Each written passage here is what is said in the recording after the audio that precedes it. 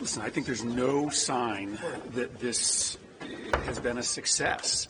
And I think the fact that he can only point to serious talks should be really alarming. Venezuela has been great over the years at being involved in serious talks.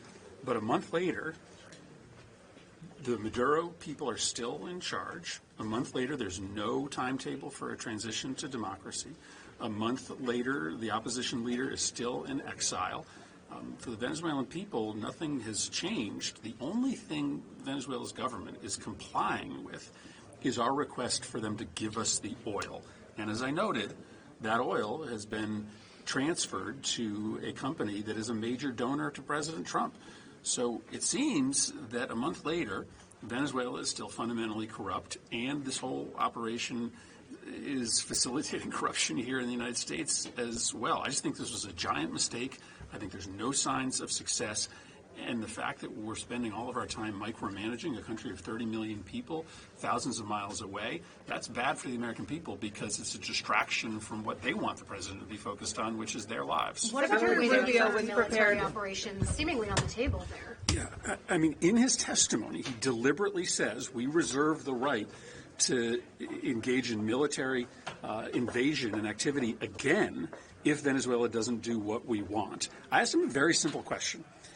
Do you have to come to Congress? Do you have to get the permission of the American people if you are going to invade Venezuela simply to get access to their oil?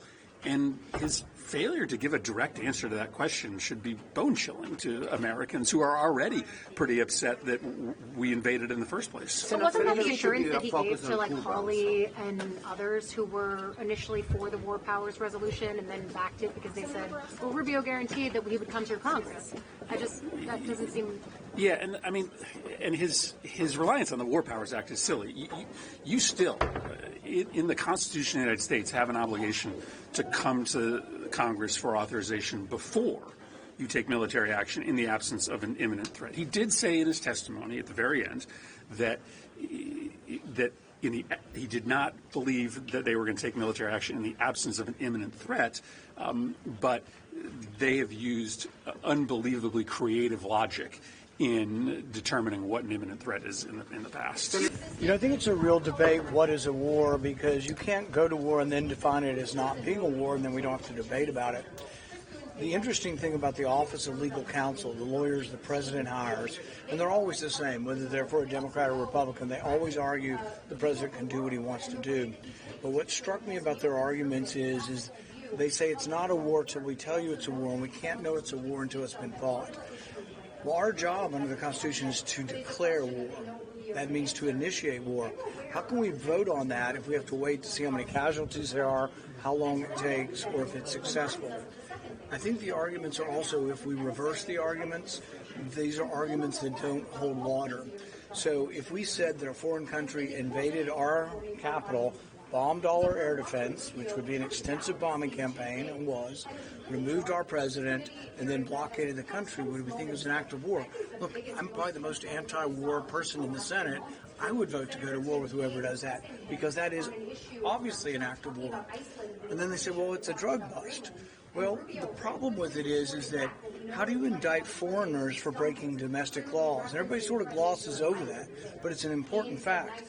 Netanyahu's been indicted by the ICC. That's why I think we shouldn't be part of the ICC, but now we're using those arguments. We can indict you. In fact, one of the indictments of Maduro, and none of this is a defense of Maduro. I'm glad he's gone.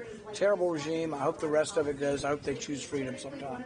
But the thing is one of the other indictments, other than being a drug dealer, which I think probably is going to be very difficult to prove, they also have indicted him for having machine guns.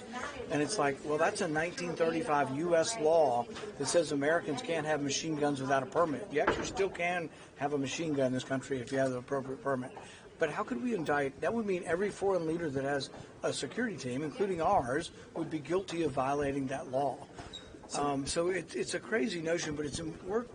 Even though it was very successful, we've been in wars that haven't been, that have lingered. Afghanistan, Iraq. So I think there is a reason to debate what is war. Do you have any reaction about the recent developments in Syria, the attacks on the Kurdish forces? I am very concerned about the security and safety of our Kurdish partners in the Syrian Democratic Forces.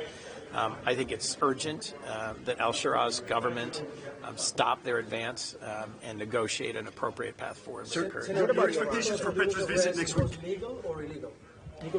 Nicolas Maduro was under indictment in the United States, and his rendition to the United States, I think, was legal.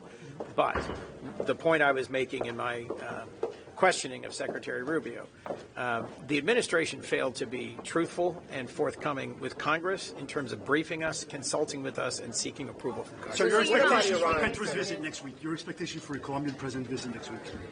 My hope is that there will be a constructive conversation about the path forward for stabilizing and securing the Venezuelan-Colombian border and U.S.-Colombia relations. Senator, do you think there should be a change of regime in Iran? I'm sorry, what? What about Iran? Do you think should be a change of regime? Do you support the administration attacking Iran? Exactly my point in there was that before carrying out a strike against Iran, the administration needs to come and seek approval from the Congress. They are clearly not inclined to do so. They're not inclined to brief us. They're not inclined to consult us. Secretary Rubio knows better. He served with me here for 14 years, and when he was a senator, as he said at the outset, he was a big fan of congressional consultation. Now, as National Security Advisor and Secretary, he needs to follow through. Are you satisfied with what you heard in there today? Look, what we know is that with respect to Venezuela, in Donald Trump's mind, this was all about oil, oil, oil. And so my question, he pointed out that a lot of Donald Trump's biggest campaign contributors have made out very well as a result of the military action they took in Venezuela. This was not about stopping drugs from flowing into Venezuela. After all, President Trump pardoned the former Honduran president who'd been convicted of drug smuggling. President Trump cut the DEA budget. He proposed that. So it wasn't about that. It wasn't about, bringing democracy to Venezuela. It was all about the oil. President Trump said oil, I think, 19 times at that first press conference. And so I really do think it's outrageous that the President of the United States would put the lives of American men and women, servicemen and women, at risk to get his hands on Venezuelan oil to benefit his billionaire buddies. Senator?